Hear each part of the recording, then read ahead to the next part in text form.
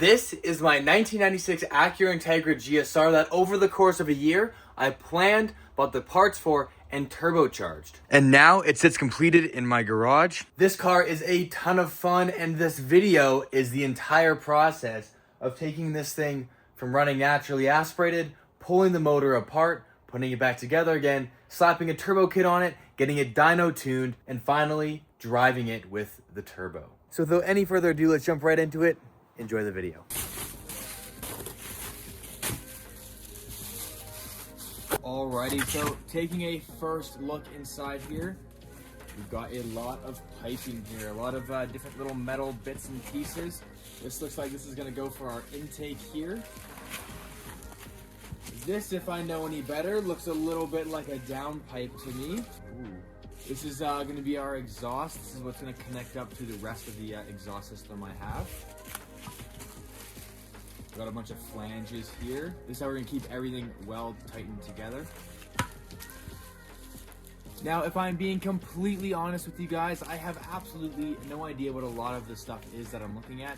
I've never turbocharged a car. I've owned a turbo car once, so a lot of this stuff is very new to me, and I'm gonna be learning with you guys. So we're taking all this stuff out, we're gonna lay it out, and I'm gonna try and guess as to what most of this stuff is. Yeah, this is definitely intake related, charge pipe. Got some hoses and whatnot here.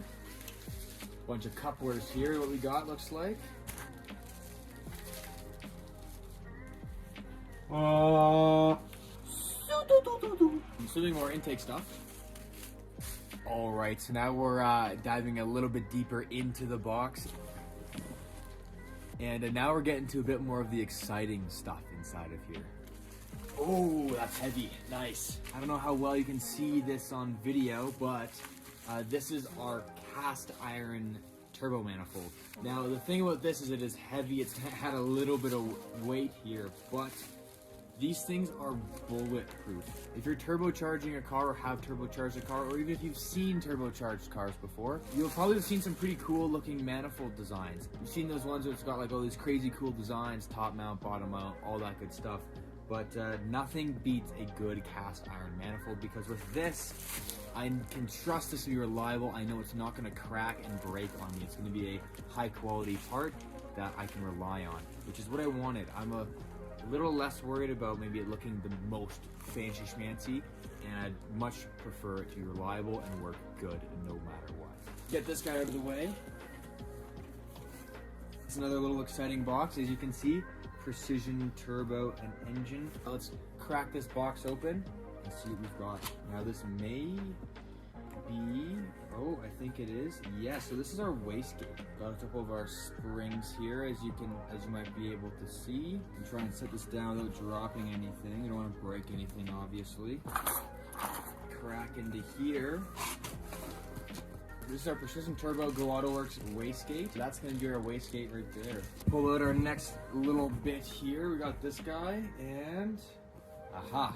Alright, so inside this box, got some little bits, some bungs and seals and stuff like that. More cardboard. Take a look at this guy right here. Now this is our blow-off valve. What I can tell you is that this is how your car makes that noise. I believe the way this works is that when there's any extra pressure that the turbo needs to get rid of, it comes out of here. Alrighty, next guy here. This is a long one. I'm actually not too sure what's inside of this.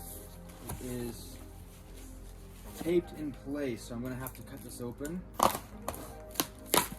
Alright, so if you think about what comes in a turbo kit, one thing you'd need when you're turbocharging a car, you see the shape of this box. I can only assume what this might be, and it sure enough is. Take a look at this guy. So this is my intercooler that I can be running on the car. Now this is a very, very important part, because without an intercooler, your car is going to overheat very quickly. Now this is a very important part for when you're turbocharging a car, because without this, you're going to be sucking some pretty hot air into your engine. Now what this does is it cools down all the air that's going to be going into your engine. When air is cooler, you're able to cram more of it together. It's tighter, the molecules aren't jumping around as much, and it's going to be a lot more efficient. Plus, it's going to help keep the engine cooler as well. This is a pretty thick intercooler. I don't know how thick these things normally are, but this does look like a pretty good size, which will be good for the size of turbo that we're running, which we'll get into next. Alrighty, so that's everything from the turbo kit except for one item that we have yet to pull out. This is the last item in the box, so might as well dig this sucker out here. Oh, take a look at this big old box right here. Let's pop this open and see what's inside. Look at that, I've got a sticker here as well. Thank you, Precision. This is actually packaged really well. This is definitely not a piece that you want poorly packaged. So trying to pull this out without dropping anything.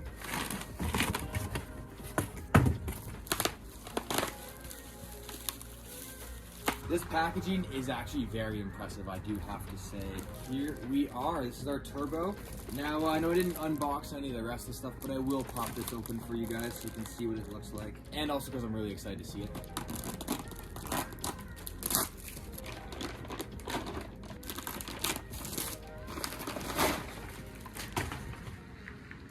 Wow, would you look at that? And well, here we are. This is my 54mm Precision turbo. That's a pretty big turbo, as you can see next to my head. This is certainly not small by any means. And I actually originally was not going to get a turbo this big. As I mentioned earlier, I reached out to turbokits.com because I got an email from them saying that it was going to take X amount of time, and I needed it ideally in about half that. Now, I reached out to them, I was like, hey, is there any way that, maybe we can work together? Is there any way I can get some sort of expedited shipping?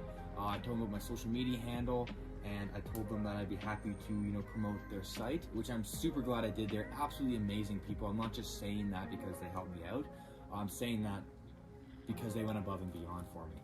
The original size turbo I was looking at getting was a 48mm. I was originally planning on making around 250 to 300 wheel horsepower is what I was ideally looking for this car.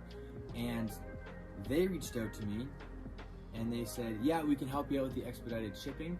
This came here in about 4 weeks, and the original estimated time was 8 to 12 weeks, which is quite quick. They also offer to upgrade my turbo free of charge, which is why I have this guy here. Now, I want this car to be a car I can take on the track, and when you have a big turbo, one thing that often comes with that is a lot of extra turbo lag.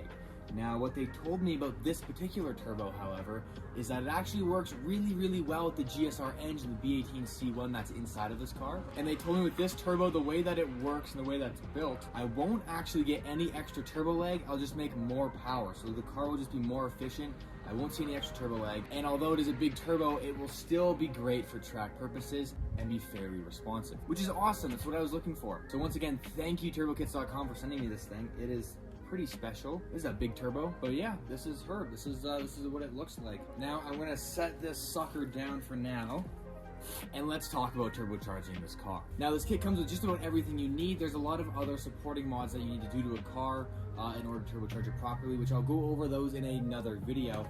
But we're gonna talk about some of the power gains that I'm hoping to make and the timeline this needs to get done by. Now this turbo I was given, I'm going to be expecting to make 300 horsepower, and I'm hoping to do that on around 7 or 8 pounds. I don't know if that's too much to expect. I don't know if I'm gonna be able to get more than that. That's kind of the ballpark I'm aiming for. And the reason, like I said previously, was because I want to track this car, I want it to be predictable, and I want to be responsive. So having too much power is gonna be not so great. And the plan is to at some point get an electronic boost controller on this thing so I can turn it down so it's a little bit closer to being NA, a little bit more predictable. And then I can also crank it up if I want to gap some cars in a straight line. Now as for the timeline, like I mentioned, this car needs to be done by May 3rd. Driven Show is coming up very soon, and I have to get all of this put onto the car. I also have to get this car wrapped, as I have vinyl that Ravuni sent me that I need to get put on the car, and I don't have a ton of time to do it. So I want to know, do you think I have enough time? Am I going to be able to get it done before the deadline comes? Now let's go through and actually properly look at everything that comes with this kit. All right, so let's dive into this kit here. So like I said, We've got our intercooler here, and then I believe that most of this piping is going to be intake related. So I believe this guy here is going to be intake. I'm pretty sure. As far as I know, so this is going to come off of the intake manifold, come down, or this will connect up to it and then attach to our turbo somehow. I'm not really too sure how all this is going to work. This is a bunch of our couplers, and then here we go. We've got I believe that this is going to be our oil feed line, our oil drain. So this is going to go back down to the oil pan so that we don't have oil pooling inside the turbo. Yeah, more intake stuff. This guy, like I showed you earlier, this is our exhaust turbo manifold. So that's that guy. It is going to be, I don't know if I mentioned it, but this is going to be a bottom mount turbo as well. It'll kind of sit on the engine like this, and then our turbo will be mounted at the bottom here. This is our downpipe, so this is what's going to connect our turbo to the actual exhaust. This box here has our blow-off valve. This one has our wastegate, and then of course the holy grail, we have our precision turbo. Absolutely beautiful turbo. And this thing is massive. Like, if we're only trying to make 300 horsepower, this is going to be a quick car. And I'm very excited to see how well this is gonna feel on this car. Now, I am by no means a master mechanic. I have absolutely no idea what I'm doing. I have no idea really what to expect. But without any further ado, I've got a couple buddies that are gonna help with this project. They're gonna be coming very shortly, and we're gonna dive right into it. All right, so I got started pulling the car apart. We pulled the slave cylinder off because I know that that's got to, get disconnected. We also pulled off the intake and the strut bar as well. And then we disconnected the axle from the hub because this is going to have to come out so we can get the transmission out because the differential is in the transmission. And then we also got it from the driver's side as well. It's a little dark, but it is there. And these guys convinced me that we're not just going to do the trans today, we're also actually going to pull the head off as well. So we've got all the bolts taken off of the valve cover here. And if you'd like to do the on... What am I pulling the valve cover off? Yeah, you want to pull the valve cover off? I can't get your oil cap undone, so maybe that's on you. That's okay. That doesn't have to come off. See, you're just Yeah, a you do. little loser. You gotta pull it off. To pull the valve cover, you have to pull the oil cap off. No, you don't. You don't. It's really cool. Mugen. Oh, well, you just come off. Mugen, actually. Yeah, people will get pissed if they hear you say it wrong. Okay, yeah, you want to pull it? That's all you get. No, the PCV valve has to come off. No, it's It's already disconnected. Oh. Yeah, you're good to go. Well, It should. I feel like It'll be a little bit on It's there. a little sticky. Yeah. I like to preface that. Gosh. Maybe you're just weak. Oh yeah, it wants to come off. It's just right here. So, making the BMW guy do Honda stuff. It's just No, it's pushing. just this one. It's also the back corner. No, we come off. Get it? It's still this corner. It's this corner. It's just that it's pinching, bro. Look at this guy over here. Probably You guys are just Thank weak. you. Thank you. There we go. The guy Okay. who couldn't get the oil cap off. All right, so take a look at that. Yeah, we can get rid of that gasket there. All right, let's inspect these cam lobes here. You know what? Taking a look at these look really good. It's pretty good. All of them look really, really good. That's a really good sign. What does the BMW guy think? It's actually pretty nice. You've never seen cams that clean, have you? No, I pulled a Mercedes head the other day, and it had a thick score. I could stick my whole fingernail in it. It had 60,000 kilometers. Oh, crazy. So the funny thing with this engine is I actually have no idea what the mileage is on it, which is why I'm kind of taking all these precautions when it comes to boosting it. This is actually originally an American car. We're here in Canada, and it originally was sold in California. But the thing is that my gauge cluster is in kilometers, which wouldn't make sense with it being a California car, meaning I actually don't know what the true mileage of it is. So this is a good sign that this car is probably lower mileage than what I originally thought.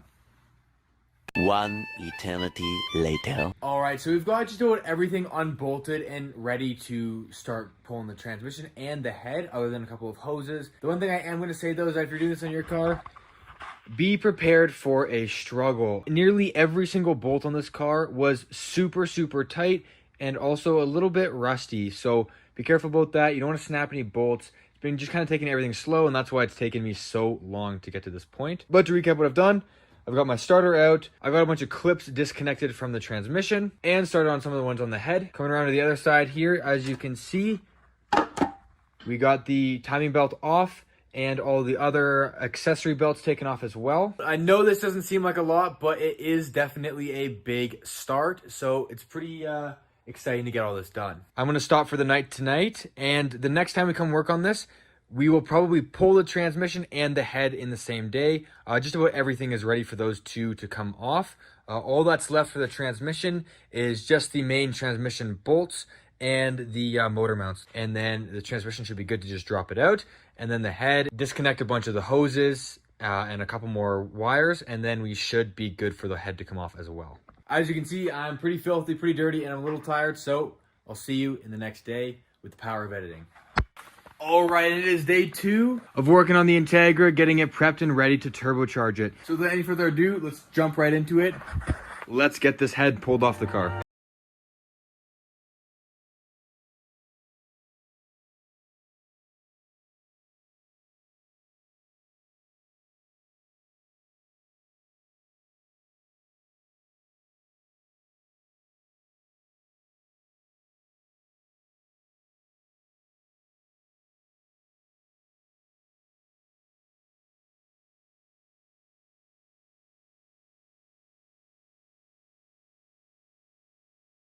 All right, so for someone who has absolutely no idea what they're doing, I think I'm making pretty decent progress. All right, so we're gonna start on the passenger side here. There's a bunch of coolant hoses. Of course, there's a bunch of plugs down here that you can see, sensors, that sort of thing. There's another hose here. That's this guy that was connected up here. There's a couple of hoses in and around here that you guys are gonna have to disconnect. I also pulled my distributor off, and I found out that there's only 2 bolts holding the distributor in place. So I'm gonna have to find a new third one that I can place in here. I disconnected my fuel line here and pulled my fuel rail off. Now make sure when you're doing this, you wanna make sure you have a rag with you ready to catch any spilled fuel. Once you have the fuel rail out, it's a lot easier to access the bolts on the intake manifold. Making my way around here, of course I pulled my exhaust manifold off the front here. I didn't completely drop it down, just enough to where I can get the head out. All in all, so far so good. We're gonna continue. We're gonna start pulling the head apart. You have to pull the cams out in order to get the head bolts. So we are going to do that. And yeah, we're gonna continue.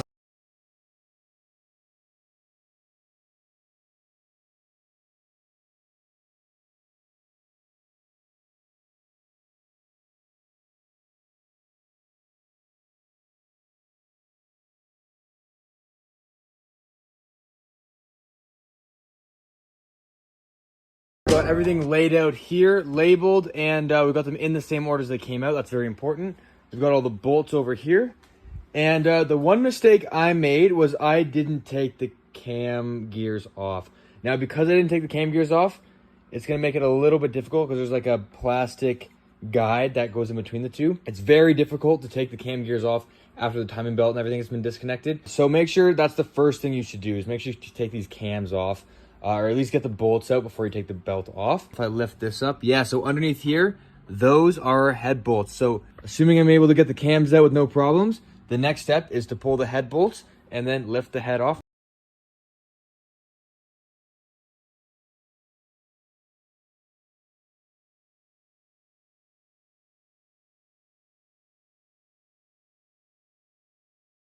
Just like expected, I tried to lift the head and it did not come up perfectly. It seems like, for the most part, it's fairly open here. What the heck? Okay, it's gotta be something on the front here. There's this metal, I'm guessing this is like some sort of heat shield of some sort. You can see right at the bottom there, it's hitting on the block. Oh yeah, just like that. Perfect. Oh. All right, so let's take a look. This is our head here on the ground. Successfully came off. I'm going to pull a couple of more things off of this, of course, before it gets sent up to the machine shop. However, this is pretty much what it looks like. And here is our engine block, and here are our pistons. Now, again, like I said, like this isn't the cleanest I've ever seen, but I'm pretty happy with how this looks. Correct me if I'm wrong, if I should be concerned. But to me, I've definitely seen a lot worse on cars that ran great. We're going to clean them up. We're going to make them look nice and pretty. But in the meantime, I see nothing terribly wrong here. Definitely what's to be expected with a unknown mileage B18C1. Next up on the list is we're gonna drop the transmission and we're gonna get our flywheel out and our clutch out, and then we'll be able to take the flywheel and the head to the machine shop and make sure that everything is like it was brand new from the factory. I will see you guys in, for me, probably a day or two. For you guys, half a second. All right, we are back. It is day 3.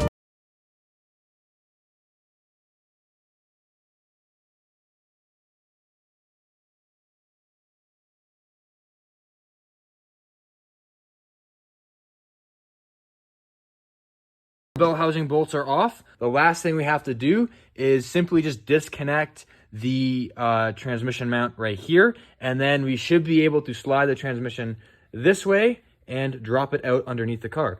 All right, and just like that, success. We've got the transmission out. Now, it is a very simple process to give you an idea of how we got this out. You want to be careful because you want to get this out evenly, but what we did is we pretty much just make sure everything was disconnected. Got that T-bracket there out of the way.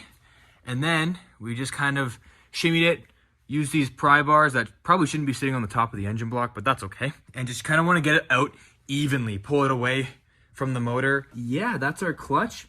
We're gonna pull that out and then we're gonna get the new clutch in at some point in the very near future. All right, that's the clutch out. And you know what? Doesn't look half bad. I'm gonna set this down. We've got our plate over here. It fell and hit the floor because it fell and hit the floor.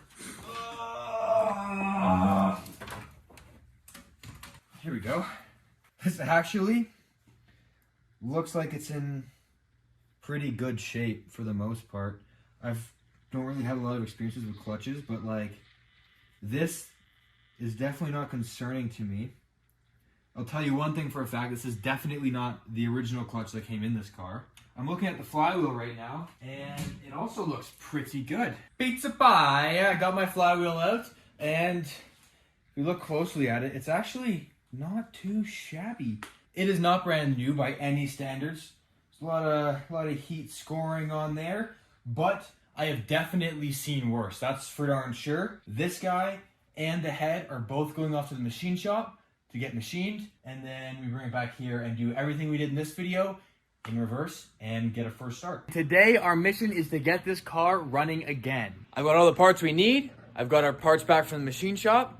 So we're gonna toss it all back together. And then hopefully within the next few days, we'll get it all fully finished and put back together. The only thing we're waiting on still is our valve cover, which I sent off to Atrius Power to get a fresh coat of paint, which I'll reveal to you guys at the end of this video. Now there's a ton that needs to get done on this car, so without any further ado, we're gonna jump right into it. We're gonna start by getting our transmission mounted back up and our head studs put in. Let's jump right into it. All right, so we're gonna go through some of the parts that we have for this car. First off, we got our ARP head stud conversion. This is gonna be able to make sure that the head isn't gonna lift off our block. This is gonna keep everything nice and tight and make sure it's a little bit more reliable with the turbo. Right here, we've got our Honda 4-bar map sensor. This is so that the ECU will be able to tell when we're making boost, because the factory one can only read vacuum, not boost, because this car doesn't come with a turbo from the factory. So this is very necessary for when you're turboing a car. We've got our 650cc fuel injectors from Fuel Injector Clinic. Right here, we've got our competition stage 2 clutch.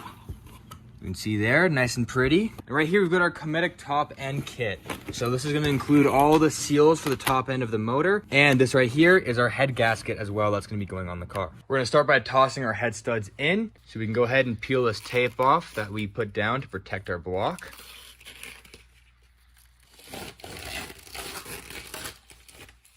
And while we're in here, we're also gonna give our pistons a good clean as well.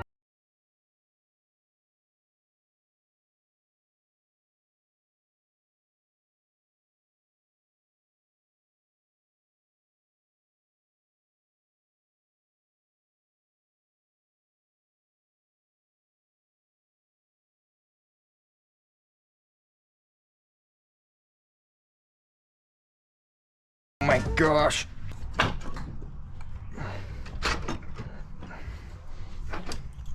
Yeah, that looks... Oh, it's not all the way down. Oh, that did something. Yeah, that's well, that's one head remounted.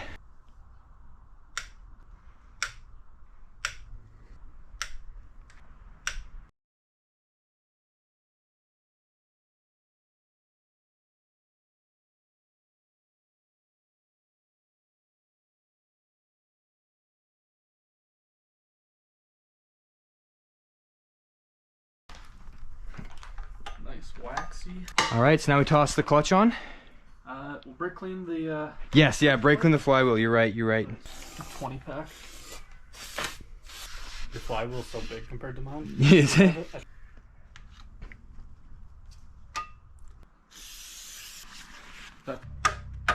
Threaded good. Whoop. Oh.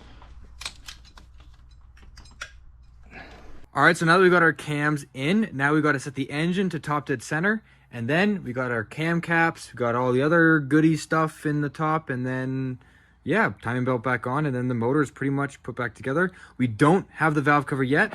Hopefully that should be here tomorrow. Got overnight shipping from Atrius Power, who painted it for us. You guys are gonna get to see that very soon. All right, so it's the next day. We've got the head back onto the motor, and so the next couple things that we need to get done is you have to get the intake manifold back and mounted, we have to get our exhaust manifold back and mounted, and we got to get our transmission back in the car. Now, as we did earlier, we got our clutch and flywheel back on here with our new competition stage 2 clutch. So once we got that stuff in, then the axles go back in, refill it up with fluids, should be good to go. Hopefully we can get most of the work done today, and then the goal is to have this car running again by tomorrow. I'm gonna jump right into it. We're gonna start by getting the intake manifold bolted back up again.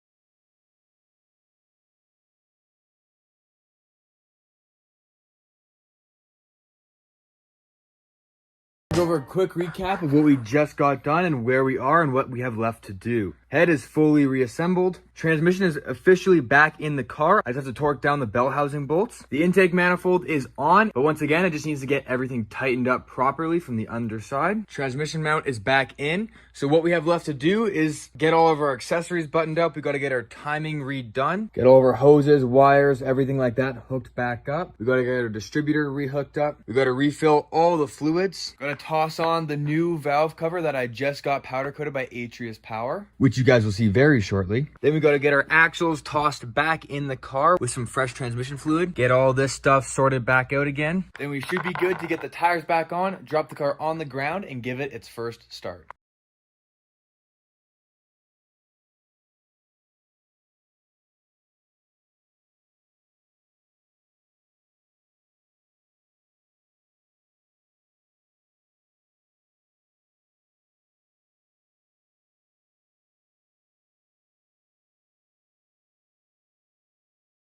Alright guys, I'm super stoked to be able to show this off to you. This is my brand new painted valve cover that I just got back from Atrius. I've been holding off on showing you guys this to the end, but this thing is going to go in this car.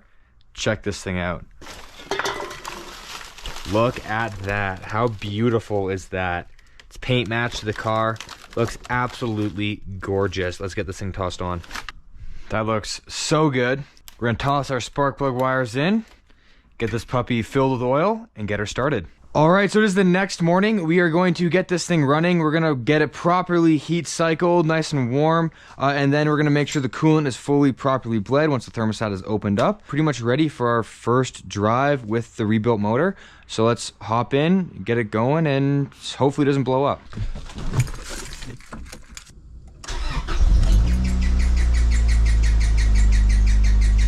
That sounds like a loose belt. Or a tight belt, one of the two.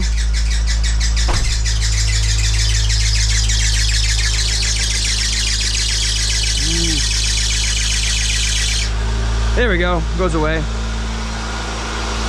That's not a big deal. That's just making sure all of our belts are either nice and tight or a little bit loosened off. Yeah, really all we can do now is just kind of wait, let this guy warm up, and hopefully we start seeing some bubbles come out of there. Once the thermostat opens up, it's gonna start flowing a lot more, and it'll probably start to drain a lot more coolant then as well. All right, so we take a look inside the car here. Hopefully you can see it well on camera, but we are below 1,000 RPM. The car is at operating temp. We are still sounding and looking good here. Good? Shut it.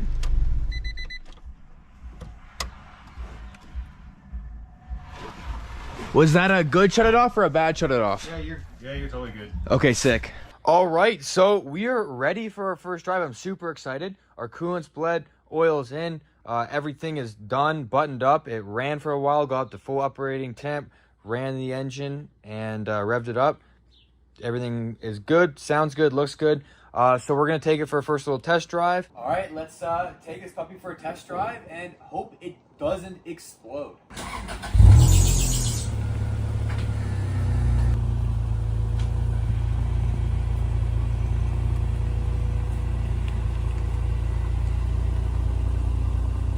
I can't lie, I completely forgot I put a stage 2 clutch in this thing.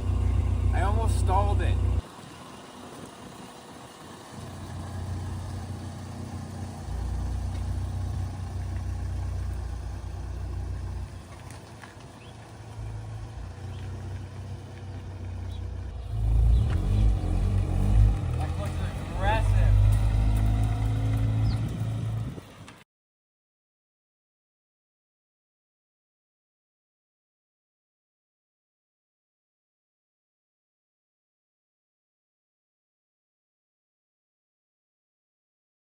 The car was running absolutely phenomenally with the re-put together motor again. So next up really is just toss the kit on. It should be pretty straightforward, and it definitely should be a lot more simple than ripping apart our motor and putting it back together again. Without any further ado, let's jump right into it. We're going to get this turbo mounted, and I'm super excited to see how this is going to look.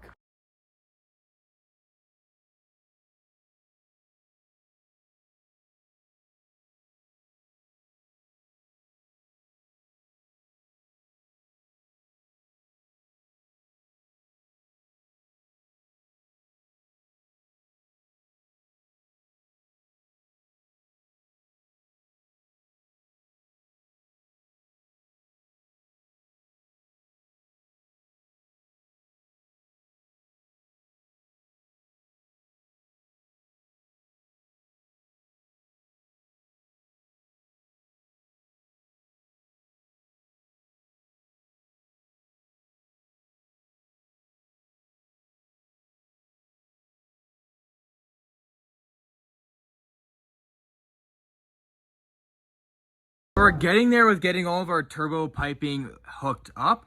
Now we've got everything from our throttle body all the way down, wraps around here, goes into our intercooler here, and then we're bolting it into the subframe from the top here, so it's got a good support there. Of course, we gotta get this side still too. And then this is gonna wrap around, go underneath, and into the turbo, as you can see there. Let's get this hooked up. I'm very excited to see how this is all gonna tie together. All right, so now I'm just kind of getting this sucker tightened down. We got everything properly mounted. Our holes are drilled good now. Everything's lining up really well. I'm actually very pleased with this kit so far. There's been a little bit of grinding and drilling that has needed to get done, but there's nothing that's like out of the ordinary, and there's nothing that they didn't tell me I was gonna have to do. The biggest thing that a lot of people glance over when they're turboing B series is the fact that there's webbing on the front of the block that isn't structural. It's not gonna hurt your motor or anything like that, but you do have to grind it down in order to fit a turbo kit, because these cars were not designed to take a turbo kit. So I had to do that. Had to drill just holes in the bottom of the crash bar here. That doesn't affect the actual structural integrity of this at all, but it does allow us to mount the intercooler to the bottom of the crash support here, which is awesome. So we got that. We're getting this sucker properly fully tightened and mounted up, and then we should have the kit pretty much entirely fully assembled in the next 10 to 15 minutes. 12 seconds later. We have finally got the turbo kit fully mounted on the car. So what this includes, if we start at the front, is our intercooler, all the piping that connects our precision 54mm turbo to our wastegate. We've got our blow-off valve here. All of our lines are ran. Our oil lines are ran, as you can see down here. We've got our intake set up here temporarily because this is such a tight space that this is really the only way that we're going to be able to run a filter. Now, it's kind of maybe difficult to see, but this is just a sock, a cover, if you will, hydrophobic cover. Our Canon filters underneath here. We've got our wideband, our oil pressure gauge, and our boost gauge wired up into the car. We've got our Hondata 4-bar map sensor here. We've got our 650cc fuel injectors from Fuel Injector Clinic in, as you can see here. Everything is hooked up, ready to go, and all we have left to do is fill our oil and our coolant back up. because we had to drain a little bit once we were starting to pull some stuff off. So without any further ado, let's top up our fluids and let's go for our first start.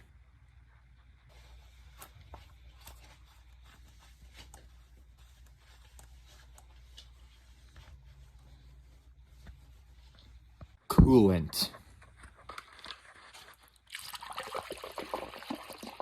All right, so oil's in, coolant's in, everything's hooked up. All we have to do now is just get the battery reattached, and we have to upload the new tune onto the ECU. This is our amazing tuner right here, Mr. Morgan Randall. He's so cooked. Okay, so you said battery's good? 12 volts. 12 volts. All right, well, we've got all of our parameters set. Everything's good with the tune. Everything's hooked up on here. Hopefully. We're gonna go for a first start, and hopefully this car doesn't explode. All right, it's time. Key on. Okay, you good on your end? Yeah. Clutch in.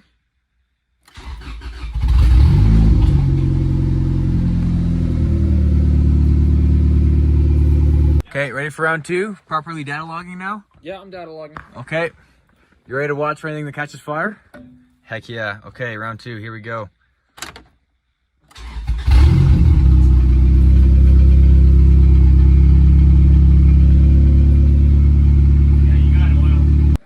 We got an oil leak? Ah, piss. Okay. Well, we know it starts. Well, it started, but we got an oil leak. That's shitty. That's kind of hard to get to. Okay, wait. So, can you see where it might be coming from? I can see under it back there. It's like at the back though. Yeah. Where the oil pressure sensor would be. Yeah, and that's where you teed off for your turbo feed. And for my gauge as well. Yeah, that's where it's coming from. Okay, well, I'll jack the car up and get underneath it and take a look. Yeah. All right, so it's the next day. We solved the problem, hopefully, with the oil leak. Now, I'll kind of dive into what exactly it was.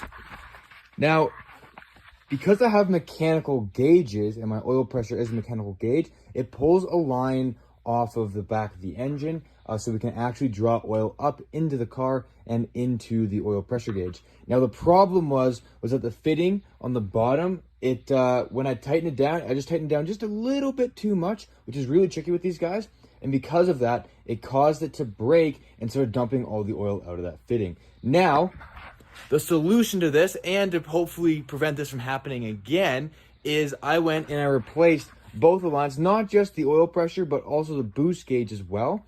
I would replace both the lines with AN lines, which are a lot tougher. You can actually see them here. These are the new lines that replaced our old nylon ones. So hopefully what we're praying for is that with these new lines, with everything hooked up properly, it shouldn't leak anymore. Everything's filled up. I just finished topping up our oil back again because we lost a lot of it yesterday. So what I'm gonna do now is start the car and hope and pray that we don't leak any more oil.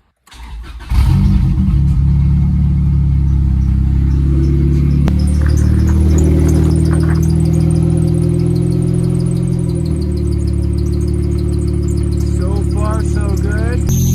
All right, so as you can see here on our gauge, it's super loud, but we're holding just above 70 PSI of oil pressure, which is really, really good.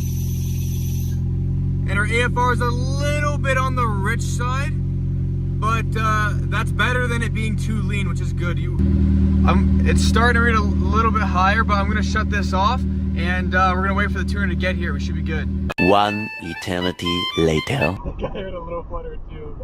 Ah! Yeah!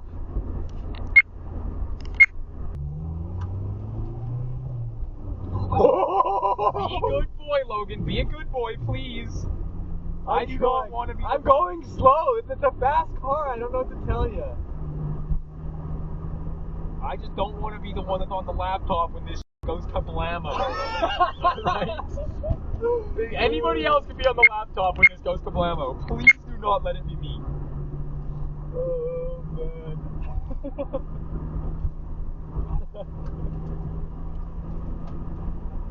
You know the problem is? I'm like the worst person to be asking to tune this right now. Why? Because I'm tuning it, but I'm also deep down like, I just want to hear it open up. Yeah, me too. Once we've got gas, if I'm okay with how it's tuned, right? We can open it up a bit more. I'll let you This open is it looking up. really good here. Yeah. Well, it was for a second there. Now it's not. No, I'm pretty happy. Can I give it a downshift flip? Yes. What was that? The car? I just heard someone's window. Oh. Oh, just right when you did the downshift, I heard it pick up some gravel and fling it against the car, Oh. and I thought it was a knock. I myself. That's cooked. We need to go find a Lamborghini and smoke the piss out of it. I am so happy to announce that after months and months of dialing in this car, spending countless nights working on it late into the night, we've finally got it finished and the car is turbocharged completely. The build is done. Before you get upset, know that this is not the last video with this car. There's still plenty more that needs to get done, or that at least I want to get done with this car. What this video means is that we finally got the car dialed in, running good with the turbo. And I know you're asking, Logan, wait, where's all the dyno footage? So let's get right into it.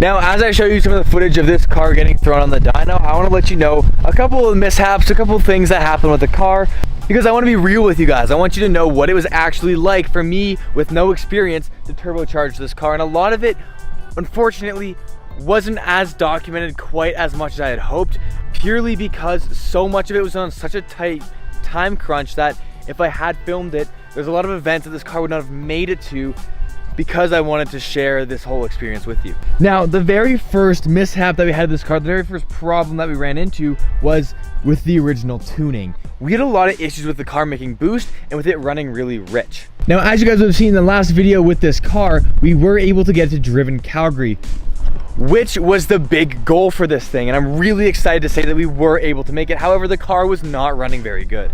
Since that video, we were able to get the cat deleted properly. The first problem that we had with this car not making boost was the fact that around 5,000 RPM, the car would just shut down. It would dump a ton of fuel. It started running really rich, and we weren't really sure what was going on.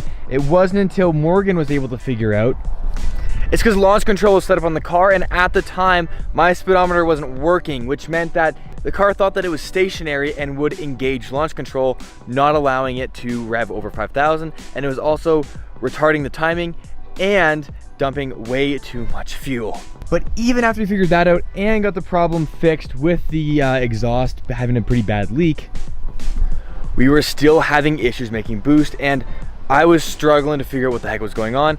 And then we found out that my wastegate on the car was faulty from the factory. Now, this is very rare, it doesn't happen often, but it happened to me, and so I shipped it back, and luckily the manufacturer Precision was very, very helpful. They got it back to me, shipped back out in like 24 hours. However, unfortunately, they're all the way down in the States, and I'm all the way up here in Canada, which meant that it took a little while to get up here. Now, we got the new wastegate back, and I bolted on the car, and the car would not make boost. It behaved a little bit differently, but not in a bad way, but definitely not in a good way either. The car was not going in boost, and it had a weird kind of noise to it. And that was the point where I decided, you know what, I need to stop, I need to take a step back, and I need to have a professional look over this. Because at the end of the day, I don't know what I'm doing. I know a lot more than I did when I started, and I know a lot more than your typical car enthusiast, I would like to think, especially about my own car.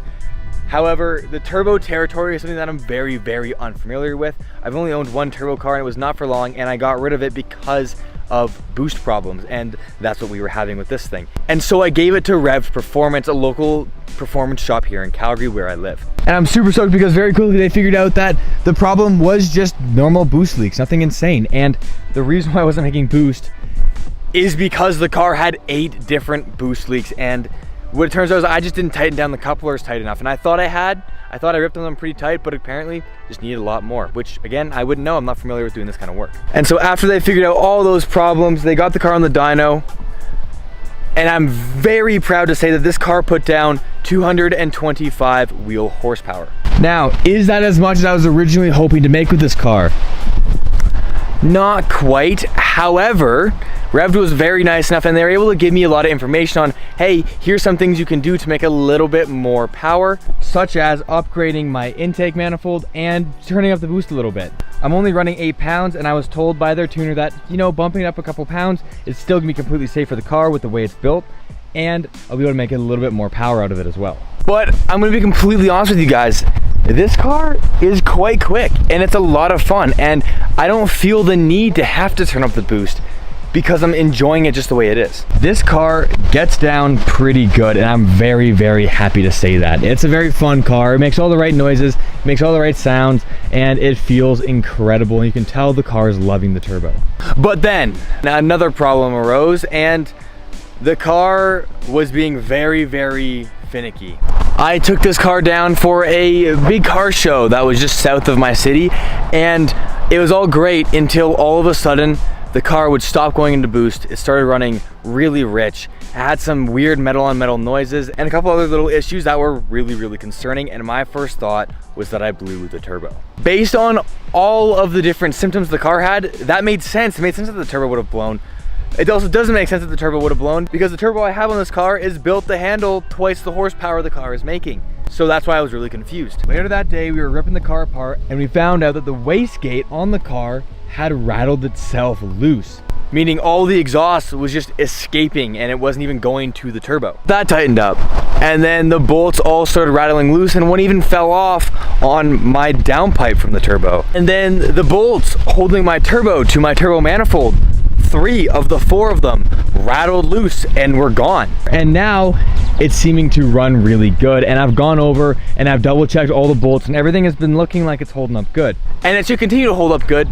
But I just want to be real with you guys, like this car, it's, when you turbocharge a car that's not built for a turbo, these kinds of things happen. Especially when you have no experience with this kind of build. But at the end of the day, we got everything sorted out. This car's running good, and I'm supposed to take it on another road trip this weekend to Kelowna for another big car show. But yeah, that's what I wanted to update you guys on and just let you know everything that went on with the build and just be totally real and say, hey, this is what's happening, this is what's going on, and now we're finally dialed in and the car's feeling good.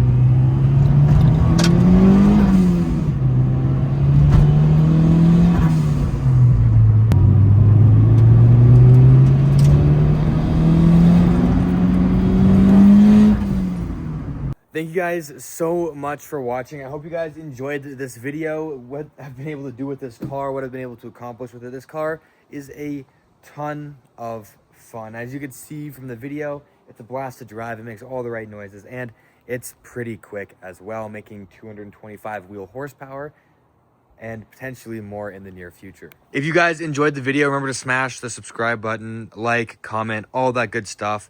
Let me know what you want to see on this car in the future, if I should turn up the boost, if I should do more with it. Leave it as it is. Let me know. Regardless, this is not the end of the journey for this car. There's still plenty more to come with it, so make sure you subscribe to stay updated on everything that happens with the car. Anyways, I'll see you in the next one. As always, keep it fresh.